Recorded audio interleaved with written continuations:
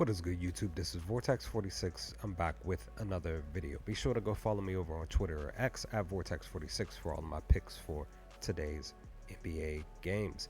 But yeah, we went 1-1 last night as the one pick where I had Vucevic going over his PRs, points and rebounds. He finished with 16 points, 13 rebounds, finished with not 29, so 30 and a half.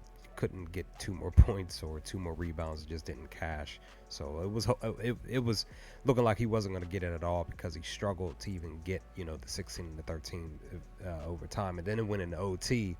But yeah, that didn't cash. But I did have actually had Charlotte off to the side winning the fourth quarter because they were 8-2 over the last 10 games of winning the fourth quarter, and that cashed at the last second, basically with 2 seconds left. Somebody hit a three, so they won the fourth quarter lead. So that's now 9-2 for that, and I'll take that. But the other one did cash, and that cashed really well.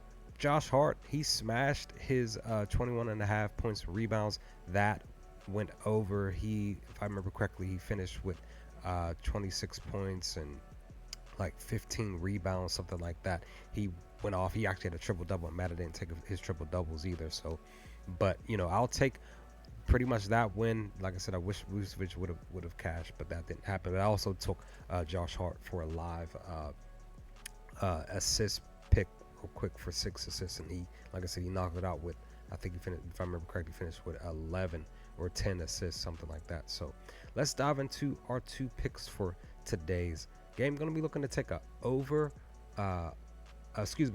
under on total points, and then a player prop here as well. So I'm going to be looking to actually take the under for the Bucks versus the Indiana Pacers here. The under is sitting at actually plus 105 over on BetMGM. So that's where you can grab that at plus value. Reason why I'm taking the under is more so focusing on the Milwaukee Bucks here. Now, granted, Indiana has pretty much gone over the last few games here, 3 games out of the last 5. But it's more so that the Milwaukee Bucks, more so on the road, when I really looked at this, was like, oh, on the road, they're actually cashing on the road more when it's pertaining to the under. It must be pacing or something like that, because I haven't been able to watch any of the Milwaukee Bucks games this season.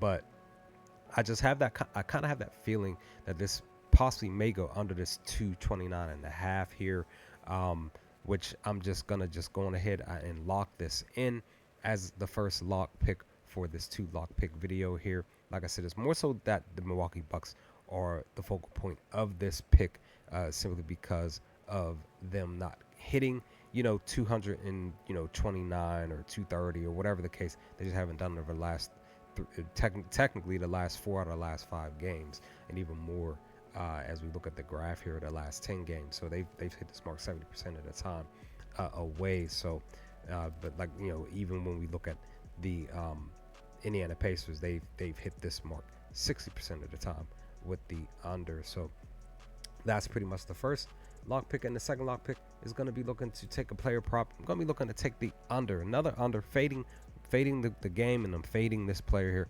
Derek White, to go under his 3 points, which is 3.5. It's at minus 155. If you want to go with the better value, which is the plus 125 for the over, that's sitting at over on Bet365, but the under also is over on Bet365. That's why I grabbed it at the best value.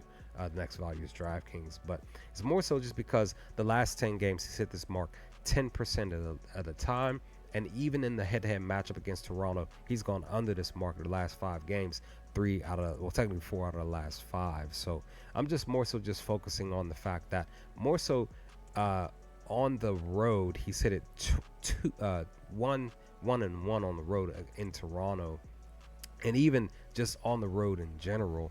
We see here, he's pretty much hit the mark under, more so even on the road in the last 10 games. So yeah, we'll see what happens with these 2 picks here. Hopefully they cash and we go 2-0 on the final day of 2024, and we walk into 2025 on a positive note with our lock picks moving forward for January. So those are the 2 picks, guys. Let me know your thoughts. What do y'all think of these picks here?